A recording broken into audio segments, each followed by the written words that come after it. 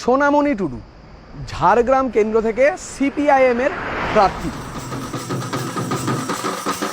दिल्ली में जाके TMC hero heroine BJP का हीरो हीरोइन बर्थी जैसे वहाँ पे हम सेल्फी खींचने टिकटॉक बनाने नहीं जाएंगे। हम एक गरीब घर के लड़की है, महिला है, वहाँ पे हम अपना गरीब लोगों के लिए लड़ाई करेंगे, हमारा बेकार युवक युवती के लिए लड़ाई करेंगे, हमारा कृषि भाई बहन के लिए लड़ाई करेंगे।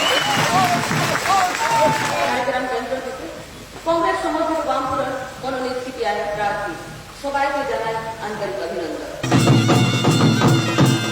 आज मैं सोनामणि यहाँ पे गौरवेता में आप लोग से वादा करती है।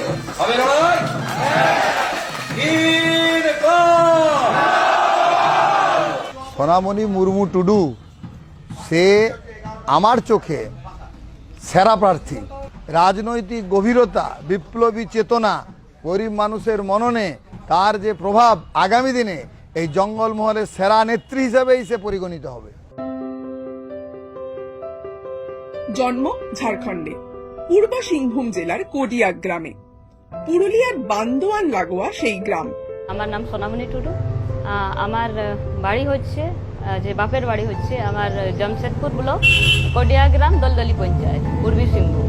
2016 সালে বান্দোয়ানের মনীষ টুডুর সঙ্গে বিয়ে, আর সেই সূত্রেই সোনামণি বাংলার বউ। 2023 সালে বঙ্গ ভোটে অভিষেক, পঞ্চায়েতে জয়।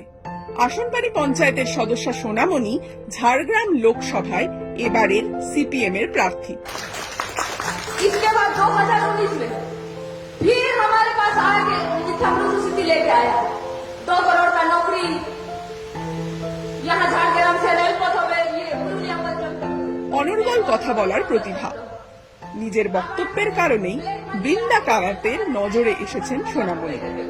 দলেরই কেউ কেউ বলছেন বীরাঙ্গনা, আগামী দিনে রাজ্য পার্টির অ্যাসেট।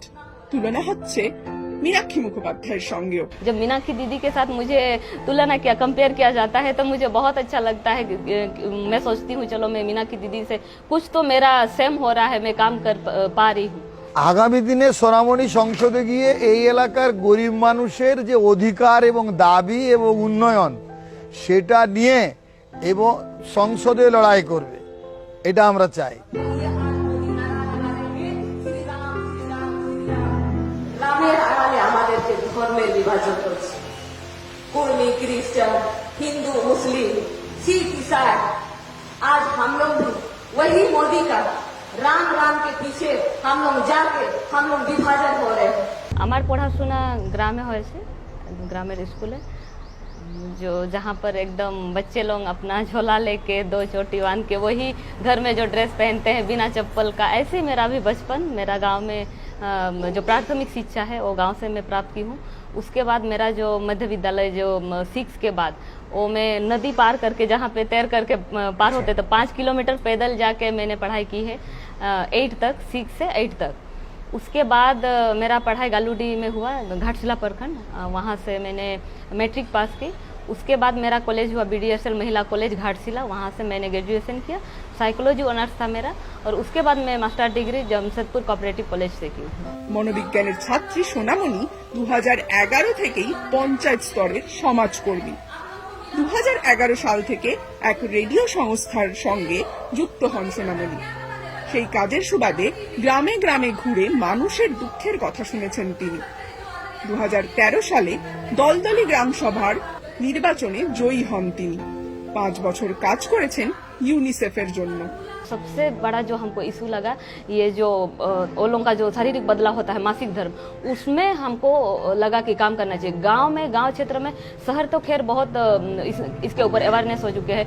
शहर में ये लोगों का रहन सहन, फ्रेंडली, मम्मी पापा से रहना छूट चुका है, उसका जो अवेयरनेस हाँ, एकदम बिल्कुल नहीं था, बिल्कुल नहीं था।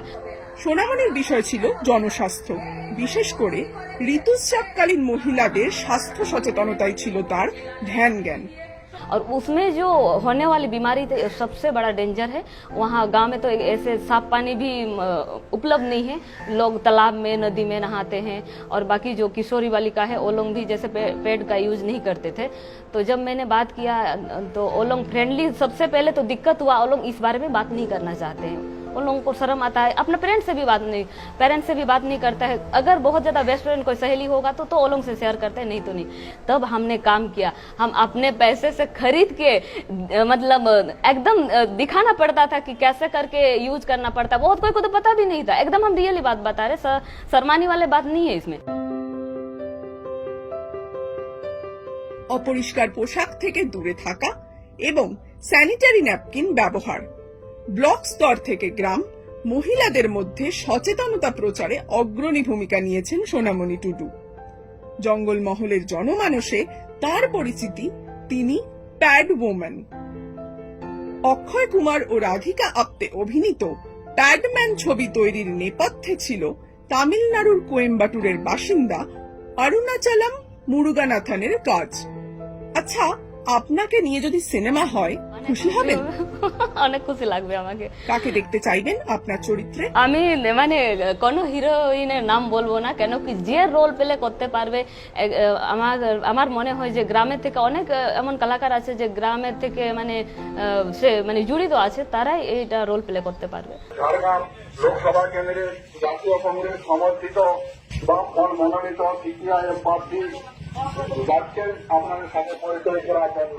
25শে মে ষষ্ঠ দফা, সেদিন ভোট ঝাড়গ্রামেও। 10 বছর এই আসন সিপিএম এর হাতছাড়া। 2019 সালে এই আসনে প্রার্থী হয়েছিলেন দেবলীনা হেমব্রম। এবার নতুন মুখ সোনামণি। এখনো পর্যন্ত না হারার রেকর্ড ধরে রাখতে পারবেন? उम्मीद तो बहुत है, मेरा जो मन है, मेरा जो काम है बहुत क्या बोलेंगे जनसाधारण के लिए है और बहुत क्लियर है। मेरा मन में कोई ऐसे खोट नहीं है। और ये जो टीएमसी और बीजेपी जो भी जितना दिन से यहाँ पे शासन कर रहे हैं, जैसे भी कर रहे हैं, बहुत गलत कर रहे हैं, लोगों के साथ बहुत गलत हो रहा है। अगर लोगों को अभी तक समझ में आ गया है तो अवश्य मुझे वोट करेंगे और मुझे 100% उम्मीद है कि मैं जीतूंगी। সোনামণির সংসারের প্রদীপ তার ছোট্ট ছেলে আয়ুষ বেদ। তবে সে এখন দূরেই। মিস করেন, মন খারাপও হয়। मेरा बेटा का जो पर्सनालिटी है मेरे से बहुत मिलता जुलता है, और मुझे याद करता है। वो तो बोलता है मम्मी मैं बहुत मिस कर रहा हूँ, आ जाओ ना। मैं उसको बोलती हूँ मैं बहुत बड़ा मैं काम पर हूँ, उसको भी पता है। इसीलिए कभी कभार वो मेरे को बोलता है मम्मी आप निमकी मुखिया बन रहे हैं क्या ऐसे करके। আসন কিংবা প্রতিপক্ষ, কারণ যাই হোক, বরাবরই প্রচারের আলো পেয়েছেন সৃজন, সায়ন, দীপশিতা, প্রতিকূলরা। সেদিক থেকে দেখলে ঝাড়গ্রামের এই নবীন কি আক্ষরিক অর্থেই আন্ডাররেটেড, নাকি নেপথ্যে থেকেই শিরোনাম হবেন সোনামণি? উত্তর দেবে সময়।